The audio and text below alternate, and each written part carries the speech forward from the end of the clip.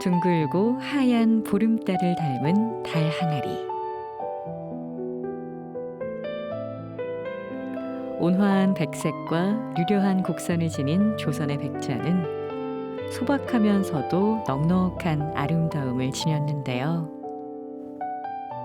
달 항아리는 그 조선시대 17세기에서 18세기 50년 초반까지 한참 유행이 되었습니다. 달처럼 생겼다고 달 항아리로 명명이 되었는데 사실은 조선시대에서는 백자 항아리라고 했고 백호 도자기라고도 했습니다.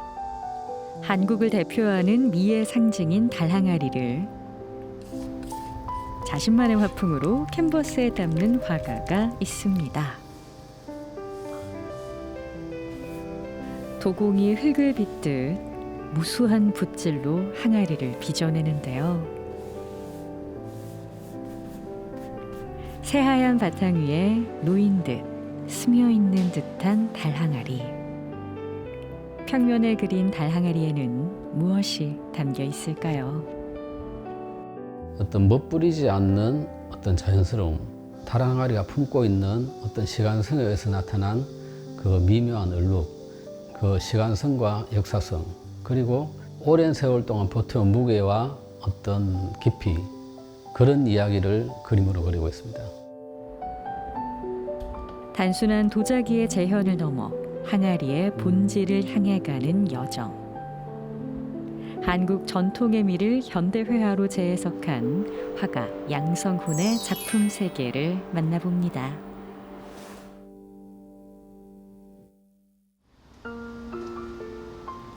유수한 화가들의 작품을 소개해온 지역의 대표 화랑에서 양성훈 화가의 달 항아리전이 열렸습니다. 가장 먼저 동료 작가들이 전시장을 찾았는데요. 평면 위에 두둥실 떠오른 달 항아리 그림은 마치 달을 보는 것 같기도 하고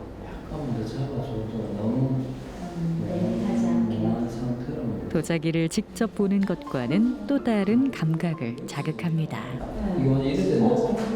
양성훈 작가님의 달 항아리를 보고 있으면 따스하고 약간의 위안을 받는 느낌을 받습니다. 엄마의 품 같은 그런 편안함을 느끼는 감정을 덜어 느낄 때가 있는 것 같습니다. 실물의 이미지하고 어떤 거기서 재해석되어서 나오는 이미지랑은 아무래도 그 작가의 표현력이라든가 그 상상력이 더 들어가 있는 부분이 담겨져 있지 않을까 싶어요. 뭔가 꽉 다가와요. 꽉 찬 뭔가가 나한테 다가오는 그런 느낌. 그게 양성훈 작가의 그림의 매력이 아닐까 싶어요. 전시장에는 그림과 함께 세계적인 도예가 권대섭의 달 항아리가 전시됐습니다.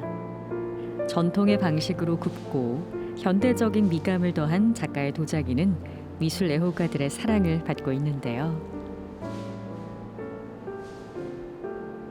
도예가의 손길이 느껴지는 전통 도자기의 멋과 아름다움을 화가는 어떻게 표현했을까요?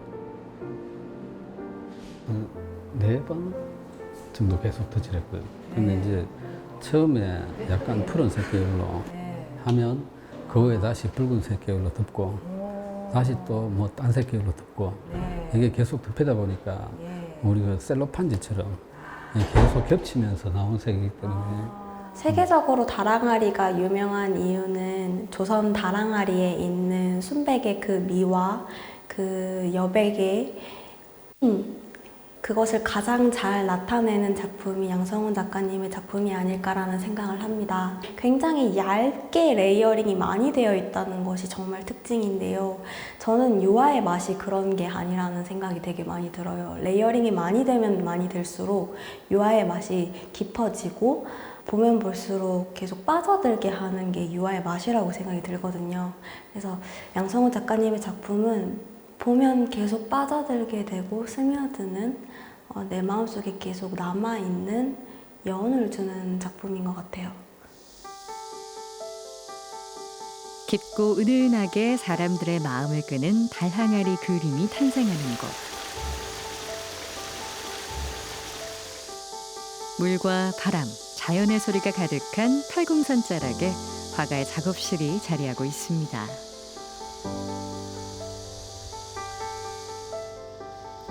화실 안으로 들어서자 벽면을 가득 채운 도자기 그림이 조용히 반겨주는데요. 화려하지 않지만 고요하게 존재감을 드러내는 작품들.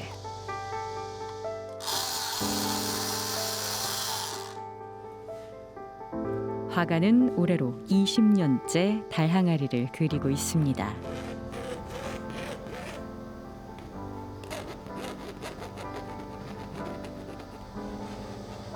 국보급 도자기를 그리되 형태와 색감을 재해석하고 화가의 감정과 느낌을 담아 보이지 않는 이면의 것을 표현하는 데 집중하는데요.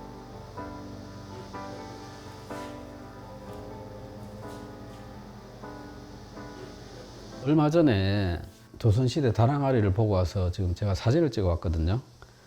그래서 그 받는 감정이 사라지기 전에 빨리 한번 그려보려고 지금 스케치하고 있습니다.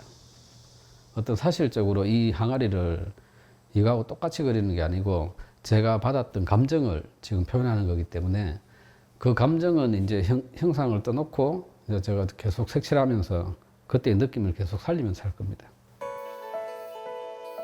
언뜻 보면 비슷해 보이지만 각각의 도자기들이 내뿜는 질감과 색은 미묘하게 다른 느낌을 전합니다. 방마다 항아리 그림으로 가득한 작업실. 이렇게 펼쳐져 있는 그림은 아직 미완성한 작품이라는데요. 물감을 여러 번 올리고 말려야 하는 작업의 특성상 수십 점의 그림을 펼쳐놓고 동시에 작업을 하기 때문입니다. 여기서 좀 더 해야 되겠고 여기를 약간 더 밝게 해야 되겠고 작년 것도 있고 또 한 뭐 1년 훨씬 지난 것도 있고 한 점 한 점 이렇게 완성시키는 게 아니고 덧칠할 때 얇게 여러 번 칠하기 때문에 한 번 칠해놓은 것들을 지금 펼쳐놓고 마르고 있습니다. 완성이 됐다 하더라도 다음 날 보면 또 마음에 안 들고 해서 일단 펼쳐놓고 계속 가면서 이렇게 보고 마음에 안 들면 또 덧칠하고 또 덧칠하고 네, 그렇게 하고 있습니다. 달 항아리가 지닌 백색의 소박함과 둥근 곡선이 주는 부드러움과 편안함은 한국인의 정서와 삶에서 빚어진 것으로 우리의 민족성을 상징하는데요. 화려한 무늬도 없고 다채로운 빛깔도 없지만 들여다보면 볼수록 마음을 끄는 매력을 지녔습니다.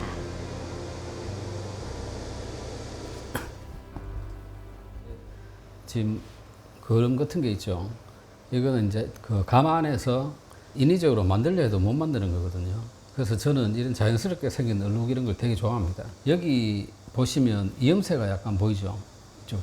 이 항아리는 보통 한 번에 물레를 차서 올리는 게 아니고 이 두 번에 이게 크기 때문에 접시 두 개를 만들어서 자연스럽게 이어 붙여 가지고 만드는 거거든요. 그렇기 때문에 이런 그 외곽 형태나 이런 게 약간 빗뚤게 나오기도 하고 한데 가마에 넣으면 또 그 열을 견디면서 이게 또 자연스럽게 이 형태가 약간 그 모양이 변하기도 하고 원래 크기보다 수분이 줄어서 조금 작아지기도 하고 이렇거든요.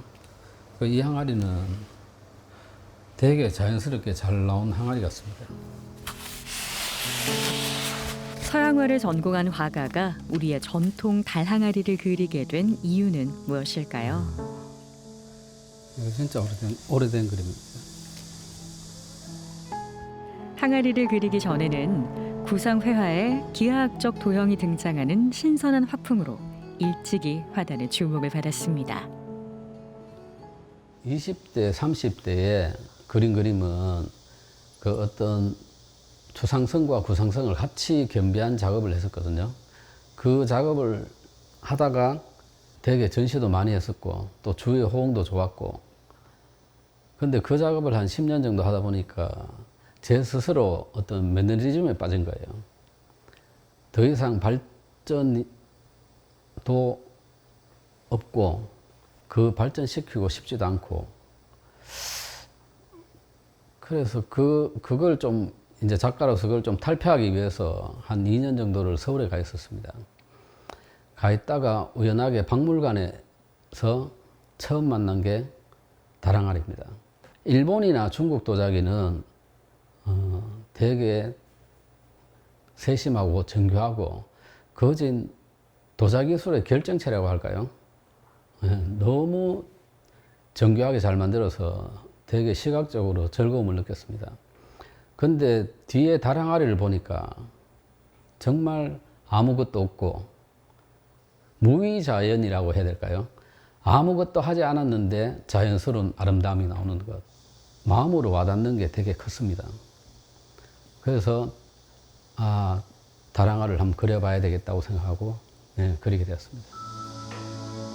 도공이 무심히 빚어낸 듯한 항아리에 마음이 동하고 점점 깊이 빠져들었는데요. 여기 보이는 색상은 그렇게 많이 보이지 않지만 미묘하게 보이는 색들이 되게 많거든요. 그래서 그 미묘한 색감들을 나타내려면 이 되게 많은 종류의 색깔이 다 섞입니다.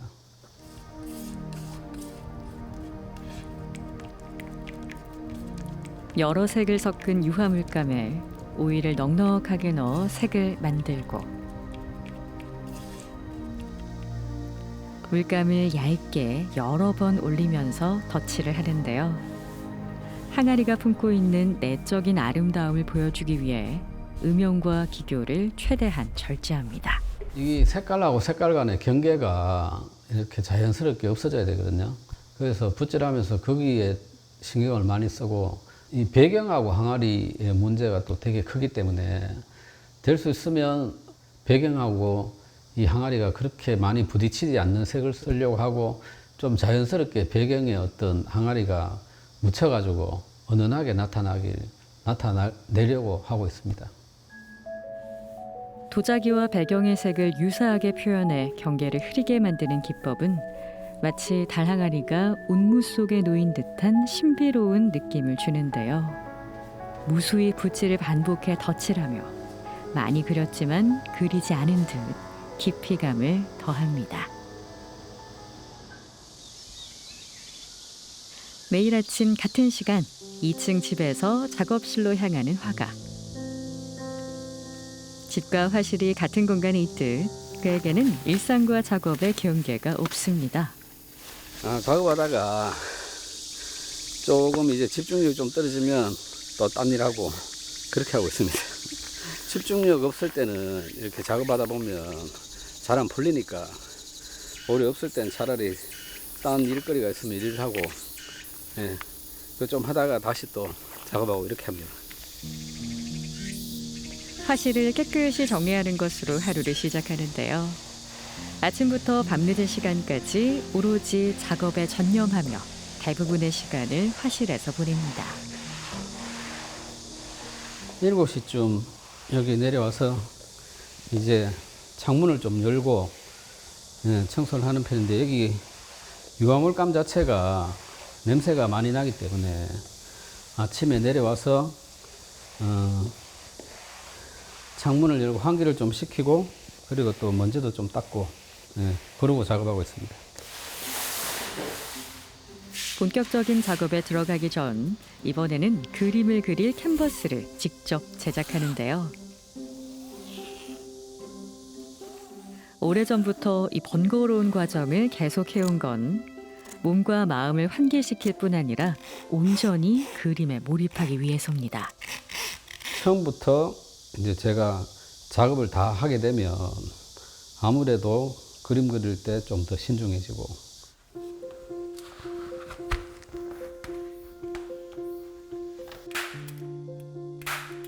드러나지 않고 보이지 않는 부분까지 정성을 들이는 화가. 그림은 손으로 그리지만 진정한 그림은 가슴으로 그린다고 믿기 때문입니다.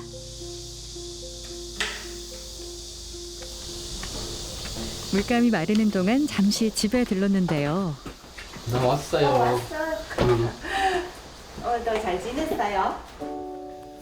남편의 작업 모습을 가까이에서 지켜본 아내는 자신이 좋아하는 그림을 선택해 가장 잘 보이는 곳에 걸어 두었습니다. 전업 작가라는 삶이 고독하고 혼자만의 싸움의 연속이라고 생각이 되는데 오히려 그걸 되게 즐기는 것 같아요. 그러면서 거의 하루의 대부분을 화실에서 이렇게 생활하면서 열정적으로 작업하는 모습을 보니까 마치 화가가 되려고 태어난 사람이 아닌가. 다랑아리 이전의 작품이 조금은 장식성이 있었다고 하면 다랑아리 그림을 처음 제가 대했을 때는 뭔가 비대칭적이고 좀 밋밋하고 허전한 느낌이 들었었는데요. 계속 이렇게 다랑아리 그림을 마주하다 보니 은은하고 깊은 매력이 있더라고요. 작가 양성훈 씨도 그런 매력이 있는 사람이 아닌가 해요. 그날 오후 좀처럼 외출을 하지 않는 화가가 집 밖을 나섭니다. 지인의 연락을 받고 한달음에 달려가는 걸 보니 아주 중요한 일인가 본데요. 어디 아시는 분이 다랑아리를 하나 구해 놓으셨다고. 그래서 제가 그림 그리는데 도움이 되지 않을까 해서 만나자고 해서 지금 가고 있습니다. 조선시대 항아리니까 구하기가 되게 힘듭니다. 볼 기회도 그렇게 많은 것도 아니고. 귀한 달항아리를 만나러 가는 길. 좀처럼 보기 힘든 조선시대 항아리라고 하니 화가의 발걸음이 가벼워 보입니다. 그가 도착한 곳은 대구 이천동의 고미술거리. 한장님 안녕하십니까? 아이고 양상이 아이고 반갑다. 너무 오랜만이죠? 아이고야 참 이렇게 나오는 게 힘들어가지고. 네. 18세기 그 다랑아리라는 게 참 귀하거든요. 그래서 양성이 또 작업하는데도 상당히 또 그 도움이 될 것 같기도 하고. 그래서 또 보고 싶기도 하고. 양성도 오랜만에 또 만나서 얼굴도 보고. 그래서 한번 만나기로 했어요. 예, 저녁에 시원합니다. 어떤 사연이 깃든 달항아리가 두 사람을 기다리고 있을까요? 잘생겼다. 잘 생겼어. 이런 걸 가지고 만들어진 게 아니고 이런 건 불에 의한 탄생이 되는 거라고. 그렇지. 이렇게 작가도 이렇게 나올 줄 모르잖아요. 그죠? 모르지. 이거 한번 하나 볼까요? 좋지. 오아유. 정말 포근합니다. 드디어 조선시대에 제작된 백자가 모습을 드러내자 감탄이 절로 나옵니다. 어루만지며 촉감을 느끼고 빛을 따라 달라지는 색감을 관찰하며 천천히 감상하는데요. 박목월 선생이 그 구름에 달 가듯이 가는 나그네랬잖아.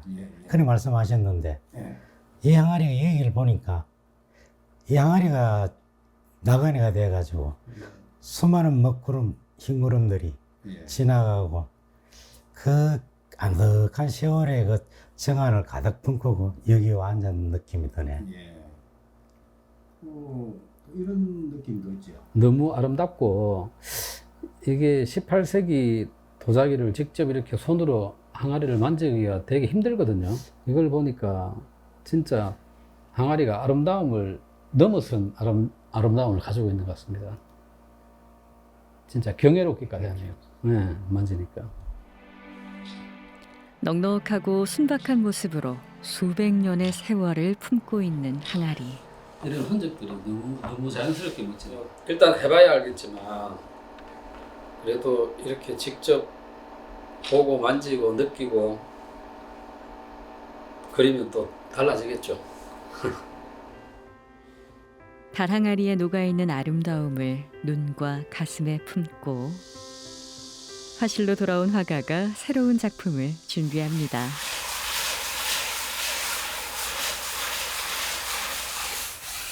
흰 물감을 바르고 말린 캔버스를 사포로 문지르는데요. 사포질을 약간 그 다랑아리 표면하고 비슷하게 만들기도 하고 또 너무 매끄러워도 그렇고 또 너무 거칠어도 그렇고 도자기잖아요. 예. 그래서 그 표면하고 비슷하게 만들기 위해서 이게 지금 이 캔버스 면은 너무 거칠어서 조금 더 부드럽게 만들려고 지금 하고 있습니다. 도자기의 질감이 드러나고 붓질하기 좋은 상태가 될 때까지 화폭을 다듬는 작업. 캔버스에 물감을 바르고 사포로 닦기를 수십 번 반복한 후에야 비로소 달 항아리의 형태를 띠기 시작합니다.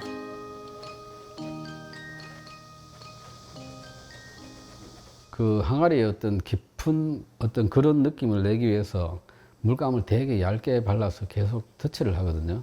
그래서 그게 그 서양화 기법의 글레이징 기법이라고 있습니다. 기름을 많이 써서 물감을 적게 쓰고 계속 덧칠해서 마르면 또 덧칠하고 또 덧칠하고, 어떻게 보면 이게 그 셀로판지를 계속 겹쳐가지고 나오는 색감. 그래서 제가 작업을 하다 보면 나중에 어떤 색깔이 나올지 저도 잘 모릅니다.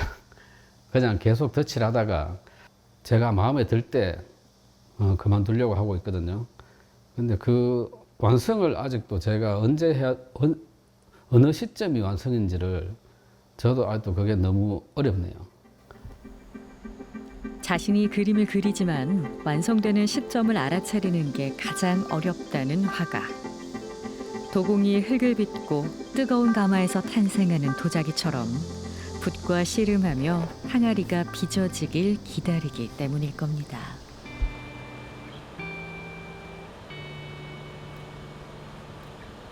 관람객이 모두 떠난 저녁 시간. 사람이 없는 조용한 때를 골라 화가가 전시장을 찾았습니다. 그림과 마주하며 한참을 응시하는데요. 화가의 품을 떠난 달항아리는 달빛처럼 은은하게 빛나며 그의 마음을 비춰줍니다. 뭐 작가들이 다 그렇겠지만 전시장에 그림을 걸어 놓으면 좀 마음에 와닿는 그림들이 좀 있거든요.